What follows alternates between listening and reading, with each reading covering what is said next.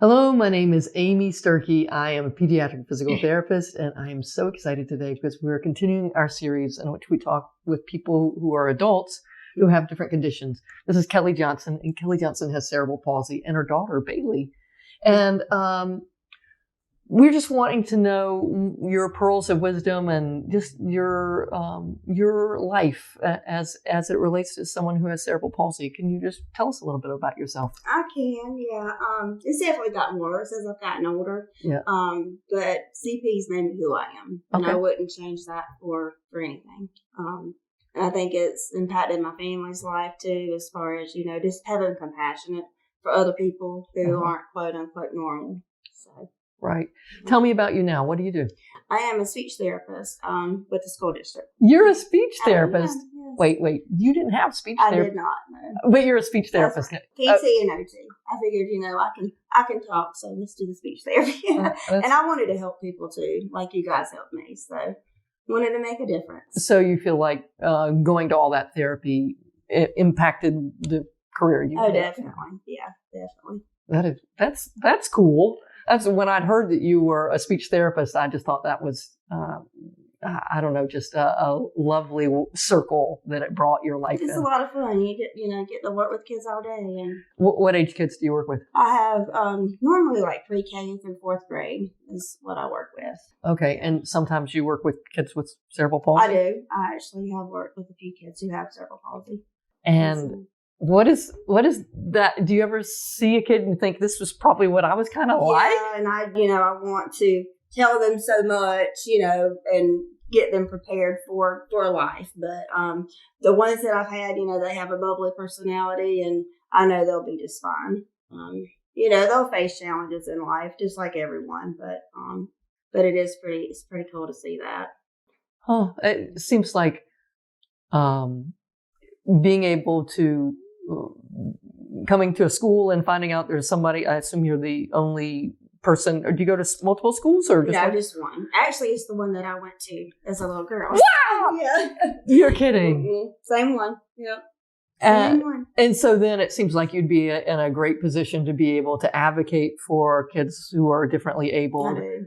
Yeah. And you can be an example for someone that they can look up to and go, wow, look at Miss Johnson. What is it, Johnson? It's Blackman. It's Blackman. Yeah. Blackman. Yeah. Look at what Miss Blackman does and what she can be. And I bet that really changes people's lives. Yeah. Tell me about your birth history. I was born in November 28th. I think I was supposed to be born like the first week of December. So I wasn't very premature at all. I weighed 6 pounds. I was a birch baby and stopped breathing. You were born breech? I was. Okay. Mm-hmm. Stopped breathing, and they flew me in a helicopter to Charlotte because I was born here in Lancaster. And they flew me to Charlotte in a helicopter. And I think I stayed in the NICU for 2 or 3 weeks. Okay. And so you were in the NICU for 2 or 3 weeks, and you were in an incubator, or? I believe, yes, I was. Yeah. Okay. I remember seeing pictures. So, yeah. Wow. And from there, you were able to go home. Did you start therapies immediately? I think I was around the age as soon as I got the diagnosis of CP. I think I was around 2.5 when I was diagnosed with that. And as soon as we got the diagnosis, my parents started taking me to PT and OT because that early intervention is really important. Right. And so you were diagnosed at 2.5, but was your development typical up to that point? Everything except for my walking and fine motor skills. Yes, everything else was on cue and typical. But the walking, I think I started walking around age 3. My mom said I used to walk around on my knees before that. So I would walk around on my knees a lot to get from place to place. Now, what were you diagnosed with? Diplegic or quadriplegic? What were they? It's both sides are affected, but my left side is more affected than my right. All right, so you have then both sides are affected, so more full body involvement. Yes, it is. So more quadriplegic cerebral palsy, but you walk independently now. I do like around the house and environments that I'm familiar with. And at work, I actually have a chair that I use, an electric chair that I use. You use a scooter or you use a power wheelchair? It's a power wheelchair. Oh, power wheelchair. Just because I'm up and down every 30 minutes getting kids, with groups changing in, changing out. So, yeah, I've always had it. It's been a blessing, really. And the kids love it. They just get behind me and go. So. Now, you say you've always had it. I don't remember you having it. When did you get it? Well, let's see. I said always. I guess college when because I went to Western Carolina for grad school. Okay. And it was a lot of walking, to get to the building where our classes were and to get where the clinic was. So it was just easier for me to get in a power chair and go that way.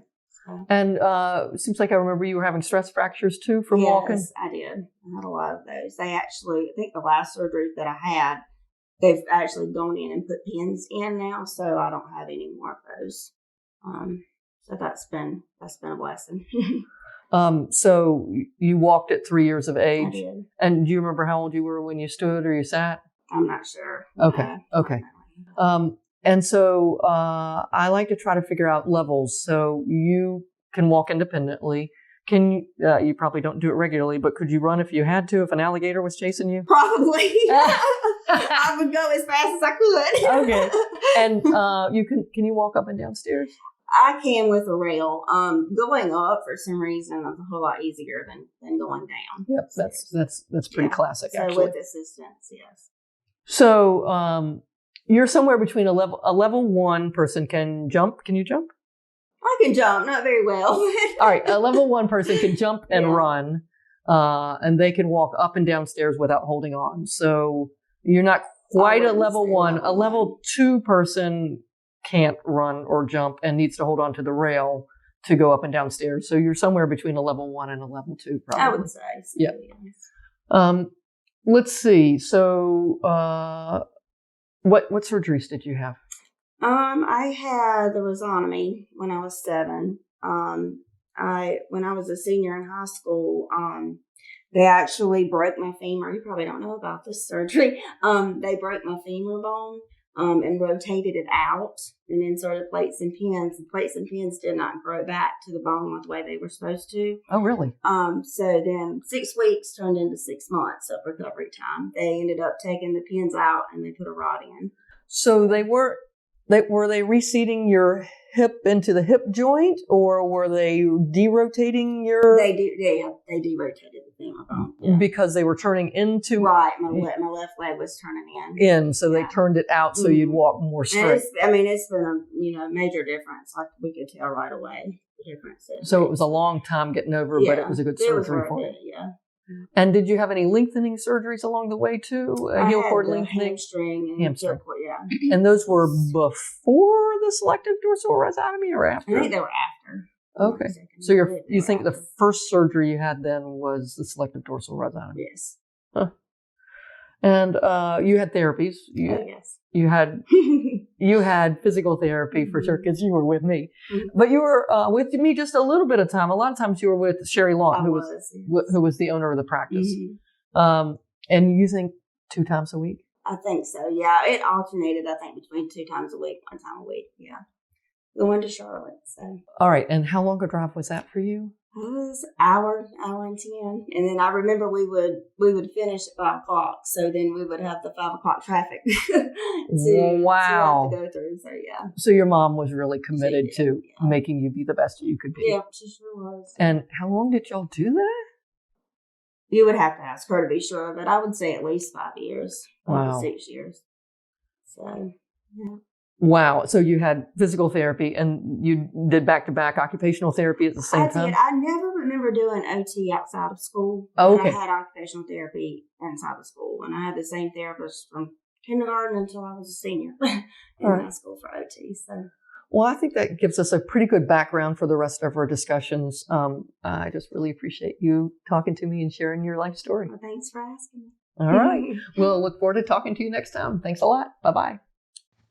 If you liked this video and would like to be notified by email when the next video comes out, click the subscribe button here and click the golden bell icon and ensure notifications are enabled on your account.